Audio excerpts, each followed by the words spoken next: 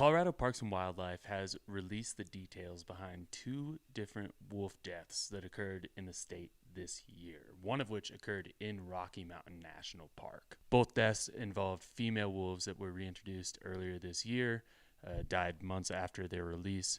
The Rocky Mountain National Park death took place on April 20th. Officials have pinned that on a mountain lion attack. Pretty similar to another death that occurred in April of 2024. People tend to think about these wolves as predators, but bigger fish in the sea, you know? Yeah, I'm usually thinking when I see wolf death in the news that it crossed over into Wyoming and a hunter got it, or it just died of natural causes. Yeah, pretty wild. And a lot of the deaths that have occurred involving these translocated wolves that were brought into the state, they have occurred across that border in Wyoming. And then there's a second death that recently occurred. It took place on May 15th. Details just now coming out about that too.